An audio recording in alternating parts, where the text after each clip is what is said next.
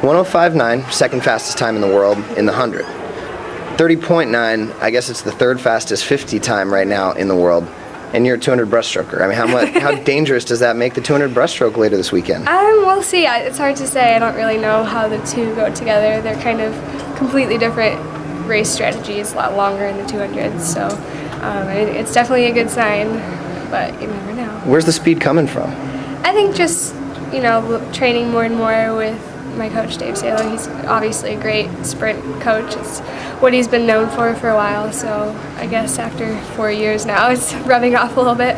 Is Jessica training with you guys right now as well? Yeah. How much motivation is that, knowing that she's got that world record mark at this point, and training with her every day? Not necessarily the world record mark, but just she's a great trainer. She races so fast every day in practice, and just trying to keep up with her is more of an incentive than what happens at meets. So she's a really great competitor in practice and in the pool.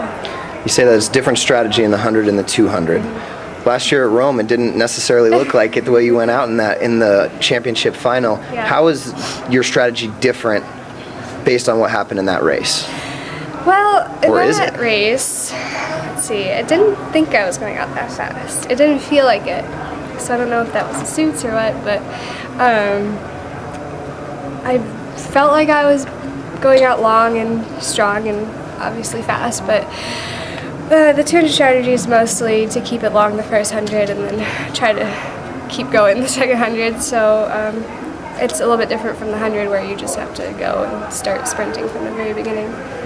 You swam the 400 IM tonight. Is that a training thing, or are you really trying to see what you can do? It's kind of for fun, not that it's fun, but didn't do too well in the final tonight, but it was same as the morning. But it makes it fun to do something other than just breaststroke, even though I know I'm not a top level IMer or anything like that. What's your strategy in a 400 IM? I have no Are you just idea. waiting for the breaststroke? I'm gonna go ask Elizabeth Beisel and see what she says. Yeah, just wait for the breaststroke, count the strokes so you can do breaststroke, try to catch, and then try to hold on for the free.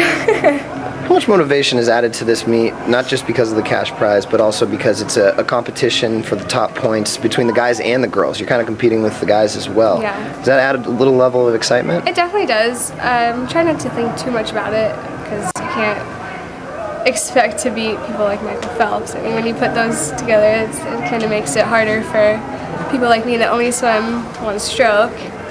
But it makes it fun. It makes a lot of strategy and people talking like, oh, if I had this to this, like how many points do I have? And just seeing the leaders on the scoreboard, that's pretty cool. It makes it fun. It gives a different aspect to the meet. He's got a lot of different events and different strokes, but nobody's really as dominant in their strokes as you are at this point in the game. I mean, you got to think that I don't want to say locked down in any way for the 100 and 200 breaststroke, but what is your strategy for that third event? What is your plan? The strategy was to do the 400 IM, 200 IM, and 2 fly and see where I can get with that, but I don't know where that's going to get me. So I'm just trying to have fun with the meet and see where it gets me. Good stuff. Congratulations swimming the meet so far. Thank you. Best of luck the rest of the weekend. Thanks.